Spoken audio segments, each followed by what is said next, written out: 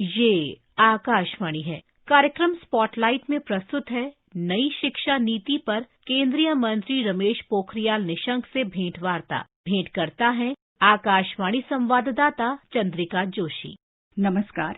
सरकार के शिक्षा जगत के लिए किए जा रहे प्रयासों की बीते दिनों से व्यापक चर्चा हुई और सराहना भी हुई है। हम बातचीत शुरू करते हैं शिक्षा मंत्रालय के उन महत्वपूर्ण कदमों की जो शिक्षा की पहुंच और उपलब्धता हर व्यक्ति तक सुनिश्चित करने की दिशा में उठाए गए हैं। क्या असर और प्रभाव देख रहे हैं आप उनका? शिक्षा मंत्रालय भारत सरकार ने गुणवत्तापूर्ण शिक्षा की पहुंच और उपलब्धता सुनिश्चित करने के लिए एक नहीं बल्कि तमाम पहल की हैं और उसका रिजल्ट भी हमारे सामने आ रहा है। महामारी के प्रभाव को कम करने के लिए स्कूल और उच्च शिक्षण संस्थाएं हैं। अब तक शिक्षण और सीखने के तरीके को फिर से तैयार करना पड़ा था हमें, और आप समझ सकते हैं कि जब एकाएक पूरी दुनिया में कोरोना की ये महामारी आई और सब घरों में कैद हो गए थे, तब उनको गुणवत्तापूर्ण शिक्षा ऑनलाइन पर करना हमारे सामने एक बहुत बड़ी चुनौती थी। लेकिन हमने पीएम ई विद्या के तहत, जिसमें दीक्षा है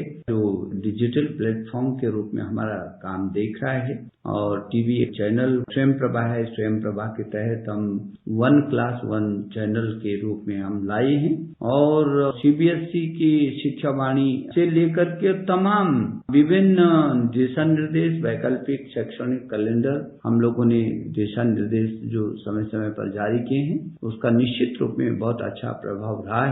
और जब उच्च शिक्षा में आप देखेंगे तो स्वयं का एक इतना बड़ा प्लेटफॉर्म है जिस पर आज न केवल इस देश के बल्कि पूरी दुनिया के लोग भी उसका लाभ उठा रहे हैं।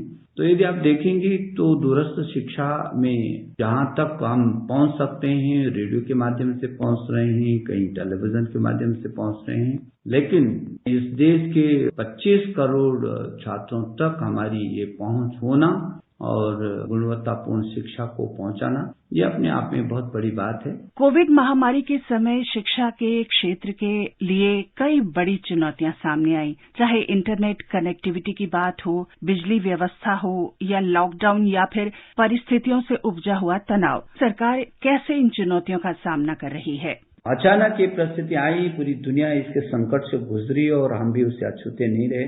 ऐसी परिस्थिति में जब बच्चा घर पर कैद हो गया हो और उसको पाठ्यक्रम पहुंचाने की और शिक्षा देने का विषय हो, तो ये कम बड़ी चुनौती नहीं थी। लेकिन हमने डिजिटल ऑनलाइन शिक्षा की दिशा में बहुत महत्वपूर्ण काम किया और 25 करोड़ से भी अधिक छात्रों को सीधा ऑनलाइन प्लेटफॉर्म पर हम लाए शिक्षा उसको दे रहे हैं। ये छोटी बात नहीं है, बहुत बड़ी बात है।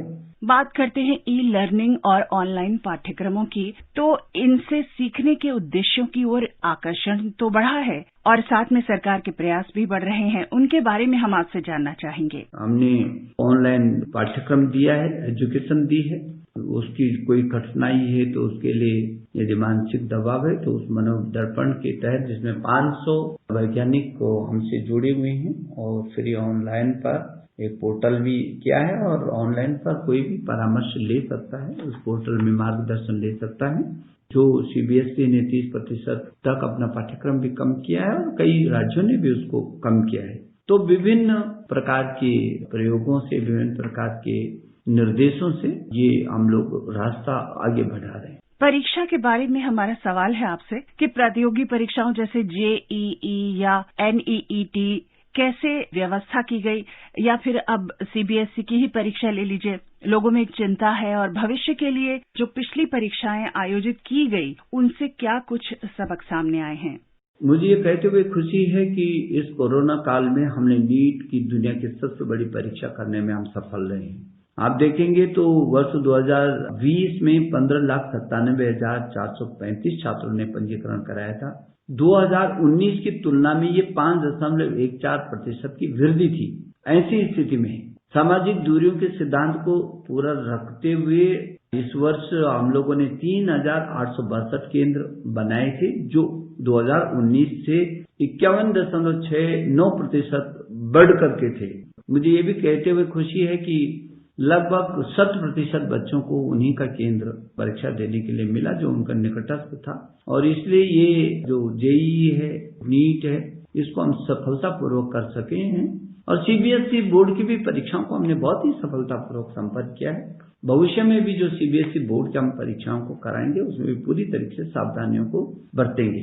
और दोनों परीक्षाओं के लिए जो एनटीए मैं विशेष करके उनको धन्यवाद देना चाहता हूँ। एनटीए ने बच्चों के लिए एक ऐप भी तैयार किया था। वहीं शिक्षा विभाग ने मनोदर्पण, जहाँ बच्चे अवसाद में न जाएं, परेशानी में न आए, तो मनोदर्पण करके एक कार्यक्रम शुरू किया जो बहुत ही सफलतम रहा है। लॉकडाउन के बाद रिपोर्ट्स आई हैं कि छात्रों में तनाव भी देखा गया है। कैसे इस स्थिति से निपटा जाएगा? हाँ, ये बात सही है कि छात्रों को बहुत अधिक दबाव हुआ है और छात्रों में ताकत है, शक्ति है, ऊर्जा है। ऊर्जा का जब वो घर पर रहेगा तो दबाव भी रहेगा। 2 दिन तो चल जाता है, लेकिन 2 सप्ताह हो, 2 महीने हो, और अब तो मुझे लगता है कि ऐसी परिस्थिति में वर्ष होने वाला है मार्च में। इन परिस्थितियों में हम उसके साथ रहे हैं। हम जानना चाहते हैं कि Twitter hashtag education minister goes live के साथ सीखने और साझा करने का अनुभव कैसा रहा? कई प्रकार के आदेश होते हैं, लोग भ्रम की स्थिति में रहते हैं, तो इसलिए पूरे अभिभावक लगातार मेरे ट्विटर से जुड़े रहे, मेरे फेसबुक से जुड़े रहे, और हम समय समय पर लगातार संवाद भी करते रहे, और जो भी निर्णय लेते रहे उसका सीधा संवाद जो है मेरे ट्विटर से वो सीधे मेरे 33 करोड़ छात्र छात्रों को जाता है और उनके अभिभावकों को जाता है। इसलिए स्वाभाविक ही है, ताकि बीच में कोई संवादहीनता न रहे। और एक आदेश आता है तो फिर दसियों जगह से होकर के गुजरता है। फर्स्ट हैंड सूचना उनको कैसे मिल सकती है? देश का शिक्षा मंत्री सीधे उनसे संवाद करता है। अच्छा अनुभव रहा है। अब प्राथमिक शिक्षा की बात करेंगे देश में। जब आप देखते हैं इस ओर तो क्या लगता है कि आगे की राह कैसी है? हमारा प्राथमिक शिक्षा, मैंने पहले भी कहा है कि हमने वो 10+2 के पूरे उसको खत्म कर दिया है और 5+3+3+4 लाई है। 5 को भी 2 भागों में बांटा है। पहले 3 वर्ष आंगनबाड़ी और 2 वर्ष फिर प्री स्कूल में किया है। 3 वर्ष जो बच्चा होगा उसमें सीखने की सबसे ज्यादा क्षमता होती है। वैज्ञानिकों ने इस बात को कहा है कि 3 से 6 वर्ष तक के बच्चे में सबसे ज्यादा मस्तिष्क का विकास होता है, तो हम उसका भी लाभ लेना चाहते हैं और अपनी मातृभाषा में ही वो सीखे, आगे अध्ययन करे। माध्यमिक शिक्षा की ओर रुख करें तो युवा प्रतिभाओं में भविष्य की संभावनाओं को आप कैसे देखते हैं? उसकी क्षमता को उसके मानस से जोड़ करके और वर्तमान परिस्थितियों से और उसके जो क्षेत्र की जो समस्याएं हैं, जो क्षेत्र की संभावनाएं हैं, इस सब से जोड़ करके हम आगे बढ़ाना चाहते हैं और कौशल है उसको विकसित करना चाहते हैं। स्कूली शिक्षा से निकलते ही वो उसको ऐसा लगे कि उसको किसी के आधार पर खड़ा रहने की जरूरत नहीं है, बल्कि वो इतना समर्थ हो सके, वो अपना रोजगार सृजन कर सके और उसमें ये भी संभावना हो सके कि वो नौकरी के लिए तलाश न करे, बल्कि नौकरी देने वाला तैयार हो सके। उच्चतर शिक्षा में सुधार और गुणवत्तापूर्ण शिक्षा छात्रों को मिले, इसके लिए कौन सी योजनाओं का जिक्र आप करेंगे? मुझे ये कहते हुए खुशी है कि हमारे जो उच्चतर शिक्षण संस्थान है, श्रेष्ठ और उत्कृष्ट संस्थान, चाहे वो IIT हो, IIIT हो, IIM हो, आईसर हो, NIT हो, बहुत सारे इनमें जो गुणवत्तापूर्ण शिक्षा है। और आपको कहते हुए मुझे खुशी है कि जब मैं इनके पूर्व छात्रों की वो देखता हूं कि इन बड़े संस्थानों के छात्र हैं तो बहुत महत्वपूर्ण स्थानों पर वो अपनी उपस्थिति दर्ज कर रहे हैं। और अभी आपने देखा होगा कि चाहे गूगल हो चाहे माइक्रोसॉफ्ट हो, उसके भी CEO हिंदुस्तान की इन IIT से निकले हुए बच्चे हैं और बहुत सारे विश्वविद्यालय NIT, आईसर से निकलने वाले बच्चे आज पूरे विश्व में लीडरशिप ले रहे हैं। और हम कोशिश कर रहे हैं कि स्टडी इन इंडिया के तहत पूरी दुनिया के लोग भी हमारे यहाँ शिक्षा ग्रहण करने के लिए आए और अभी आसियान देशों के 1000 से भी अधिक छात्र हमारे विश्वविद्यालयों में इन IITs में शोध और अनुसंधान के लिए आ रहे हैं, जिसके साथ हमारा समझौता हो गया है। तो मैं ये समझता हूँ कि हिंदुस्तान एक बहुत बड़े शिक्षा के गंतव्य के रूप में विकसित हो रहा है और शोध और अनुसंधान के क्षेत्र में हम नेशनल रिसर्च फाउंडेशन की स्थापना कर रहे हैं, जो प्रधानमंत्री के प्रधान वैज्ञानिक सलाहकार की अध्यक्षता में होगा, ताकि हम पेटेंट को भी आगे बढ़ा सकें और हम शोध पर बहुत तेजी से विश्व में अपनी उपस्थिति दर्ज कर सकें। सरकार ने नई शिक्षा नीति देश के सामने रखी है और इसमें इक्विटी, गुणवत्ता और पहुंच पर जोर दिया गया है। सवाल हमारा आपसे ये है कि आने वाले समय में कैसे ये लाभ देगा, कैसे गेम चेंजर बन सकता है? जो भारत ने शिक्षा नीति 2020 आई है, वो अपने आप में बहुत बड़े व्यापक परिवर्तन के साथ, सुधारों के साथ आई है और मुझे लगता है कि ये पूरी दुनिया में सबसे बड़ा संवाद रहा होगा। इतना बड़ा परामर्श शायद ही कभी दुनिया की किसी नीति के लिए हुआ होगा।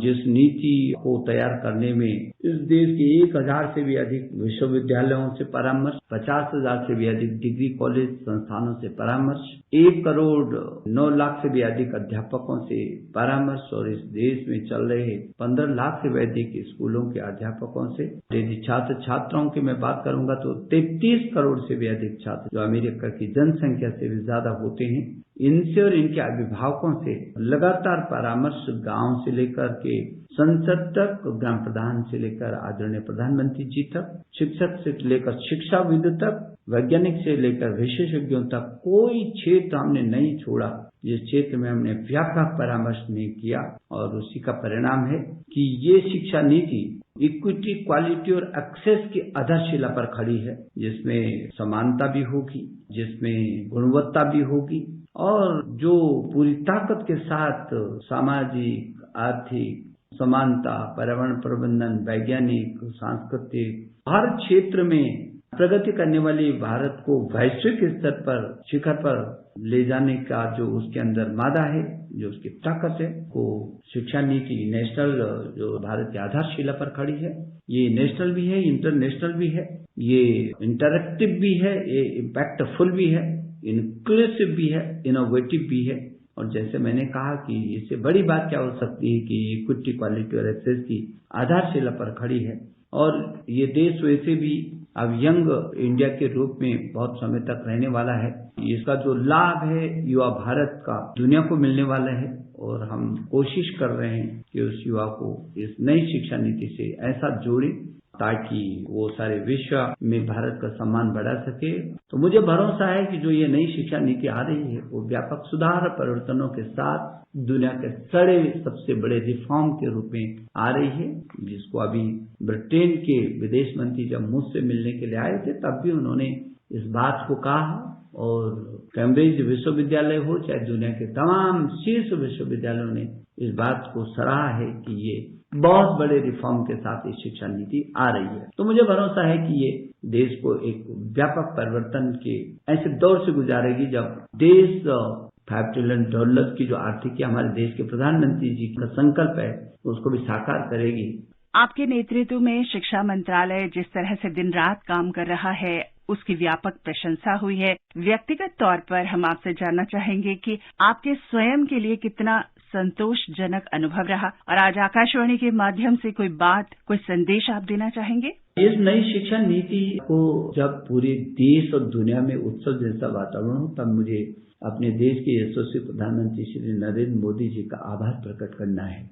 अभी आपने कहा कि मुझे दुनिया में बहुत सारे सम्मान मिले हैं, इसके लिए भी उन्हीं की प्रेरणा मानता हूं क्योंकि जो नई शिक्षा नीति है लगातार उनके मार्गदर्शन में हमने इस नई शिक्षा नीति को तैयार किया है और जो मेरा साहित्य हो चाहे मेरी शिक्षा नीति हो, जो नई शिक्षा नीति लाए हैं हम देश 21वीं सदी के स्वर्णिम भारत के लिए, जो हमारे देश के प्रधानमंत्री जी का संकल्प भी है, मन भी है, पूरा देश जिस तरीके से खड़ा हो रहा है, निश्चित रूप में ये नई शिक्षा नीति बहुत बड़ा आधार बनेगा और ये कैम्ब्रिज यूनिवर्सिटी का मैं आभार प्रकट कर रहा हूँ जिन्होंने इस नई शिक्षा नीति को बहुत प्रशंसा दी है और मेरे को सम्मानित करने की बात की है और मुझे भरोसा है कि ये नई शिक्षा नीति नए परिवेश में, नए भारत के निर्माण में बहुत बड़ी भूमिका निभाएगी और मैं इसके लिए अपने देश के प्रधानमंत्री जी का आभार प्रकट करता हूँ।